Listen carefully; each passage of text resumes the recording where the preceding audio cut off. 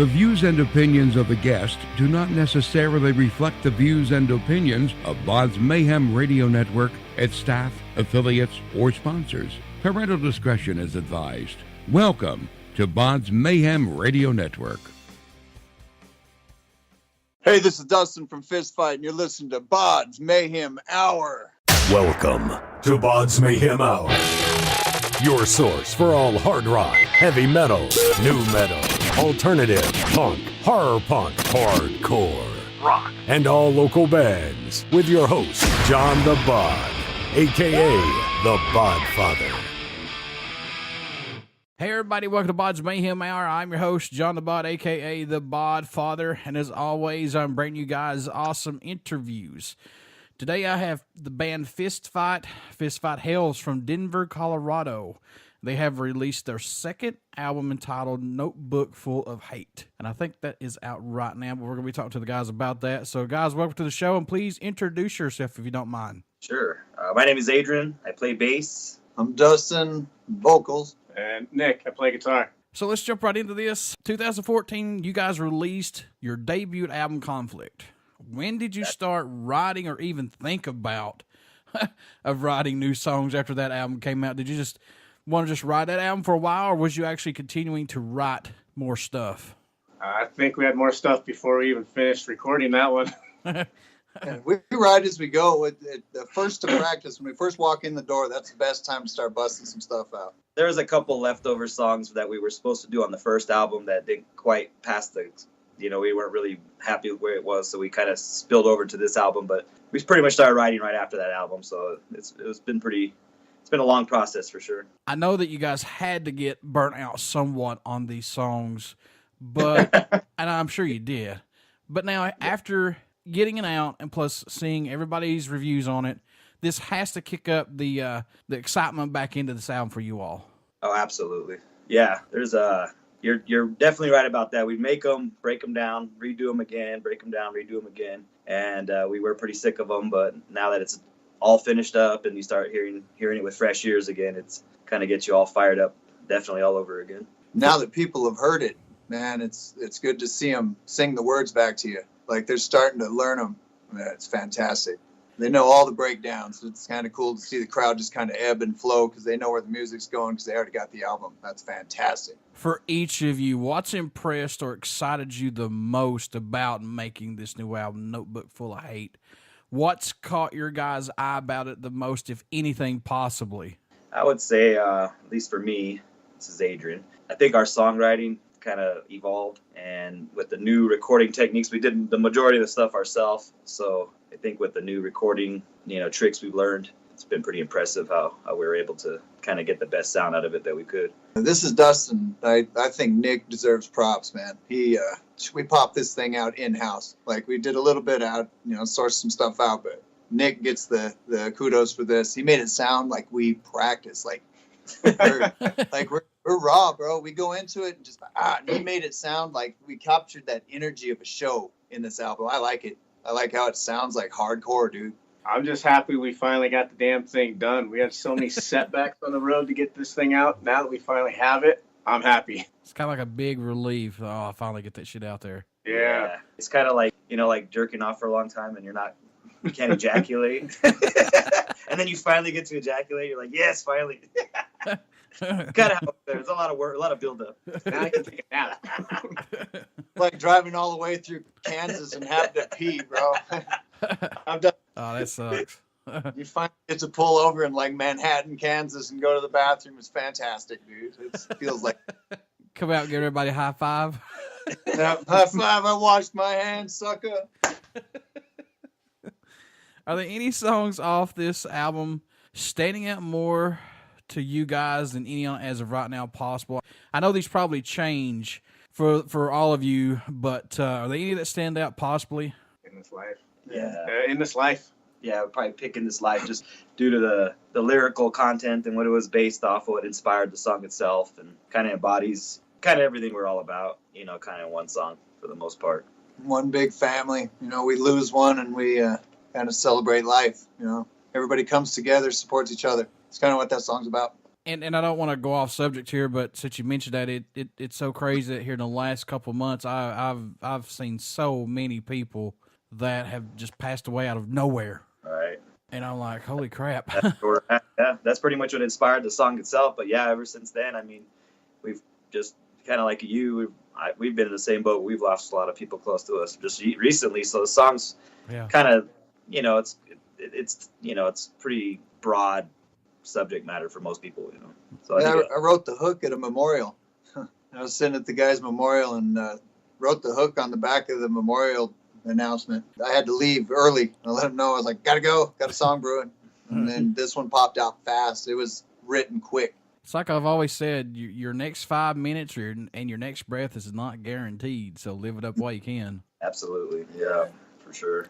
We know how that is. Is this the first time working with producer Ahrue Luster from El Niño Machine Head? Is this the first time working with him? This is Dustin. I was the first one to ever work with him in Denver.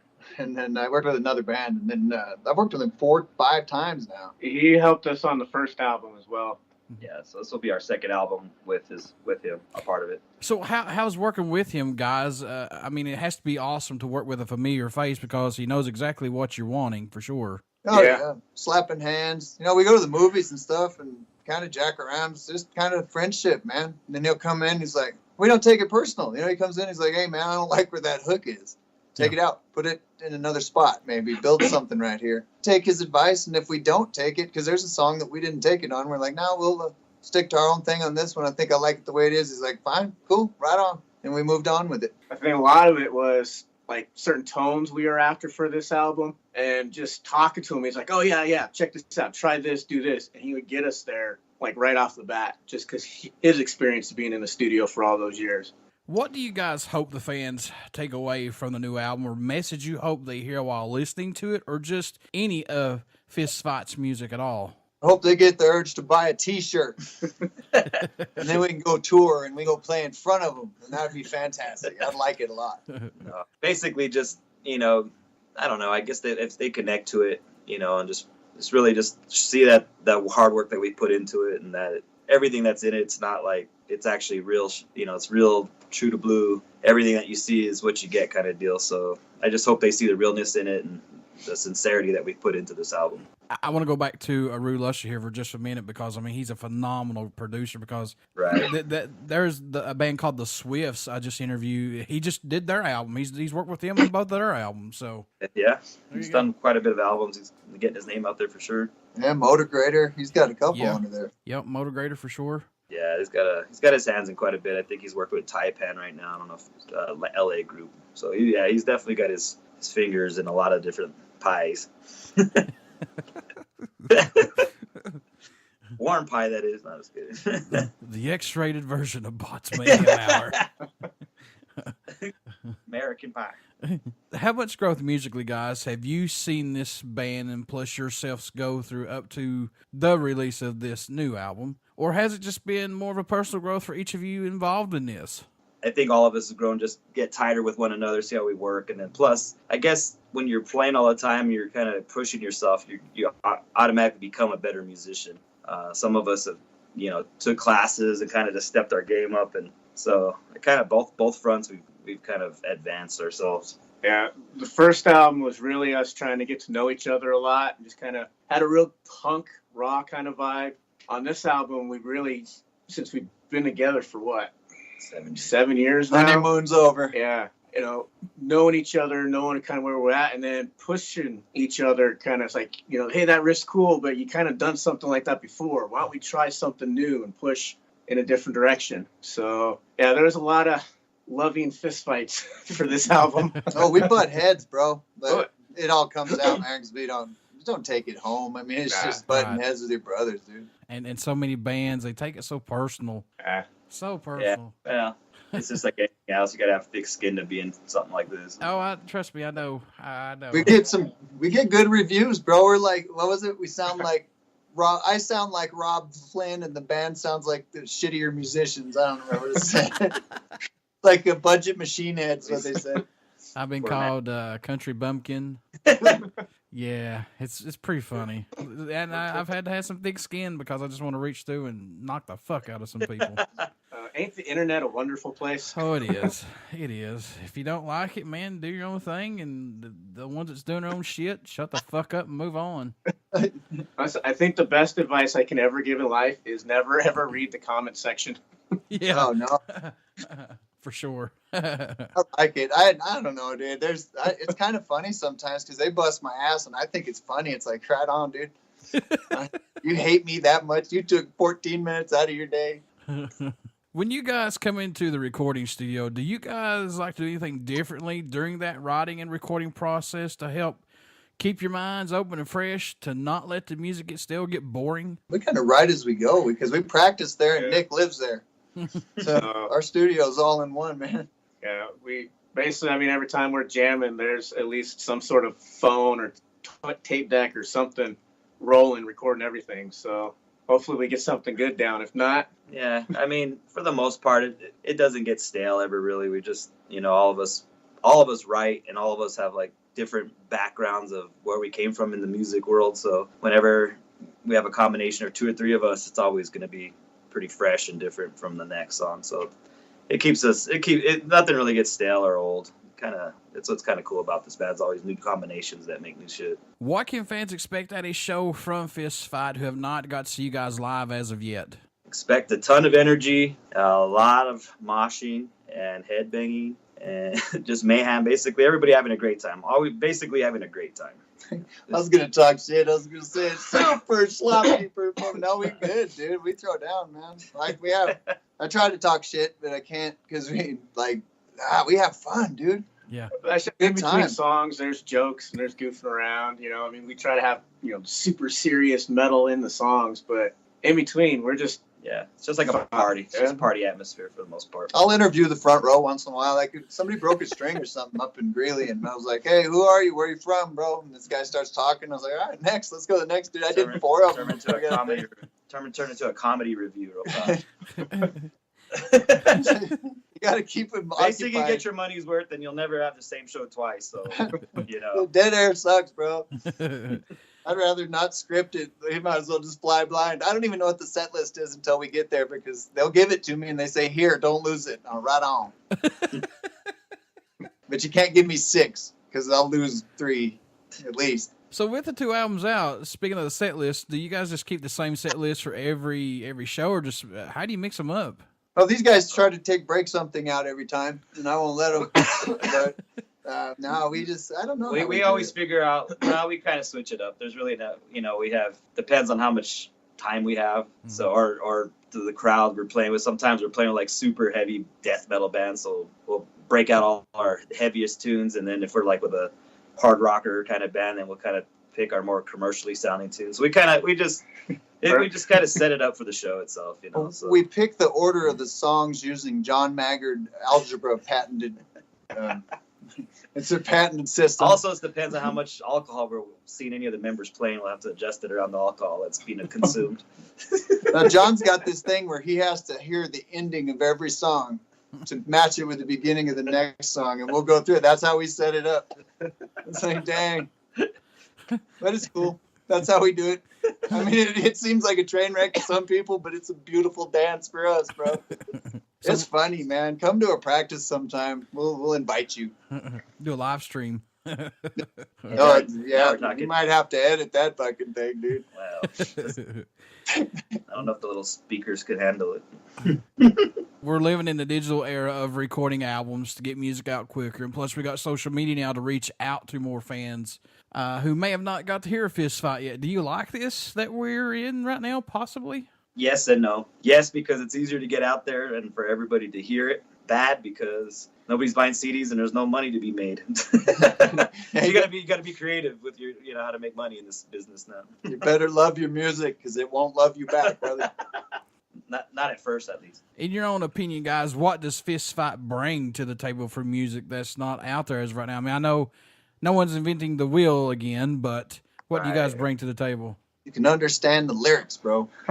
For the most part. For the most part. Sometimes I'll grunt or choke or something. I think I don't know how music is these days. I mean, there's a lot of good music out there, and I don't, but I would just say just that it's real and it's not, we're not following any trends or, you know, where music's, you know, what's cool and what's hip right now. It's meat and potatoes, and, you know, I don't know if that's refreshing or not, but I would think blue collar metal, I guess you could say, you know, something like the just everyday guys can understand, not something that's so out, you know, philosophical or something that's so way out there that it's hard for, you know, common folk to kind of latch onto it. So just say we're blue collar metal. I don't know if that's a thing or not, but it's kind of best describes us, I guess. It's what it is now. How much support does Fist Fight get from venues and plus airplay? Do you guys get a lot of support from the venues and plus radio stations maybe? Yeah. Oh, yeah. Yeah, surprisingly for a real, you know, an underground independent band like us, we do get on some FM radio stations. Yeah, Bubba the Love Sponge, man, out of Florida, he threw us on. Kilo out of Colorado Springs. FMs. We have some place out in New Mexico. And a lot of internet radio guys are playing our stuff, but you know, we're out there. We're out there. You know, for an underground independent band, you know, we're in a pretty good spot for sure. We've grown tenfold since the start, man. It's definitely brick and mortar. Yeah. From 10 fans to 11. Well, 13 by the end of 2019, brother. 11 billion.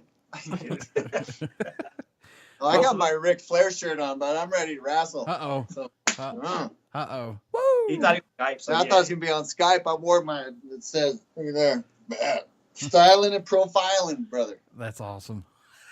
I saw Ric Flair earlier give Phil Anselmo a chop to the chest earlier. Oh, right on, dude. That was pretty hilarious. I think it caught Phil off guard because he's like, oh, no. Well, it's got to hurt, man. That guy's still big. What made you guys want to become a musician? What was that spark for all of you? Well, for me, it was when I was a little kid and I heard Metallica for the first time back in the And Justice for All days, and I don't know, it pretty much did something to me there. And I was a little kid and I just knew I wanted a rock guitar, so that was pretty much it for me. I don't know about these guys.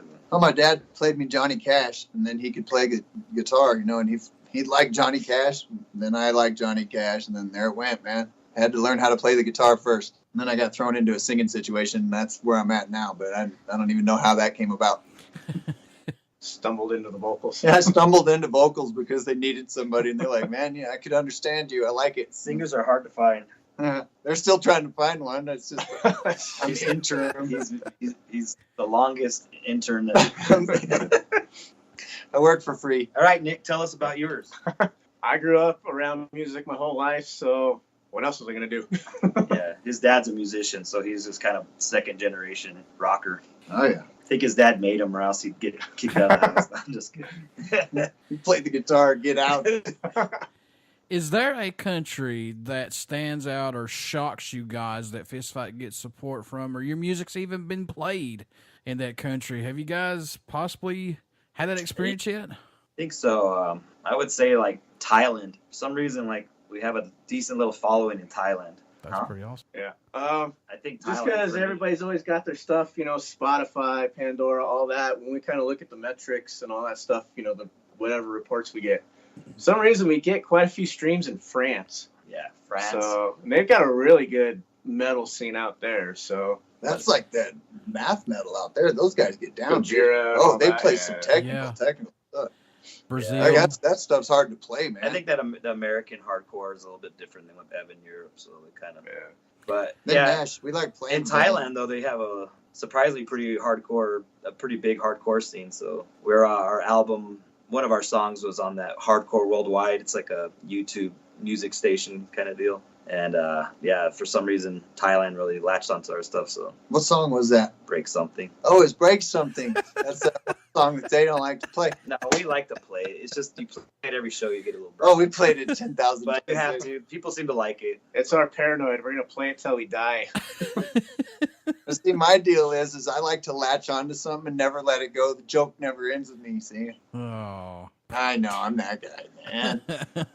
Have you guys had that show or moment that stands out and made you guys say, yeah, this is really worth everything that we have put into this so far? Yeah, there's definitely been a few of those shows. I'm trying to think one in particular. We opened up for THC, Oh yeah. and that crowd just went apeshit for us. And that was a THC crowd, so you know they don't like you. They're gonna let you know. Mm-hmm. And Open for Soulfly, yeah. El Niño. I mean, there's some big crowds, man. We've opened up for some. Yeah, what's always nice is when you're playing like a really large crowd that you're just there as a support, and maybe 10% of them actually know who you are when you go up on there, and then you actually play, and then you have everybody eating out of your hands, because they're everybody's into it. That's when you kind of know, like, see, if you could play to that many people that don't know who the hell you are, and then have them not boo and free cheering and kind of getting way into it and giving you that energy. That's when you're kind of onto something, I guess. Yeah, we've gone out of town and sold hoodies in Scottsdale, Arizona. They don't need hoodies out there, bro. That's true. I'm sure you guys have had this moment so far, but what's it mean to you guys when you receive an email from a fan, or prior to the shows or after the shows, they tell you that Fistfights music has pulled them through a bad experience, or it's gave them inspiration to overcome obstacles, or just something real heavy, or it's just made them to relax and get away from the everyday bullshit that we go through? What's it mean to you guys? I love it, man. If somebody takes something from it and uses it in a positive manner, yeah, it's an honor. Yeah, that's kind of what makes me smile, man. In the end, it's like that's what it's all about. If you make one difference in somebody's life, being in Colorado, there's a ton of ex-military guys, especially in Colorado Springs, and a lot of them have the PTSD, and the music we play here seems it just seems to hit home for them, and they're able to release a little of that aggression out of our shows, or whatever have you, and they're playing music and working out or whatever. So yeah, that's always a great feeling, probably the best feeling of what it's all about to begin with. Folks, Fistfights' new album, Notebook Full of Hate, is out right now. You want to get out and pick this up. So guys, thank you so much for keeping metal alive, and new bands especially that's still out there doing what they love. How can folks stay in touch with you guys, buy this new album, tour dates, shirts, whatever? How can they do that? So it's available on iTunes, Google Play, Amazon. You can stream it on Spotify, Pandora, all that. Right now, if you want a hard copy CD, shoot us a message on Facebook, and we will get you taken care of. Facebook is usually the easiest to get a hold of us. If not, just go to www.fistfight.biz. And that'll also take you to all the various sites and places that we got going, that any way you get your music or want to order a shirt or whatever, and there's a message thing, you can leave an email to us directly there. Or if not, just go Facebook or Instagram, Twitter. We've got all the social media places covered. Yeah, fistfight.biz. Before I let you guys go, would you care to do a promo for the show? We'd love to. Hey, this is Dustin from Fistfight, and you're listening to BODS Mayhem Hour. Everybody stick around. We've got some great music coming up, and you only hear these interviews right here on BODS Mayhem Hour and BODS Mayhem Radio Network. Please get out and check out our Facebook page. Of course, it's BODS Mayhem Hour. We have our YouTube link and plus our podcast link where you can hear all the interviews that has been done on BODS Mayhem Hour. Also, get out and check out Fistfight. Give them a listen. I'm sure you'll dig them. Everybody stick around. Merry Christmas, guys. Happy New Year, and the best of luck to you guys in 2019. Thanks. Thank you, sir. You too, man. Thank you. You too.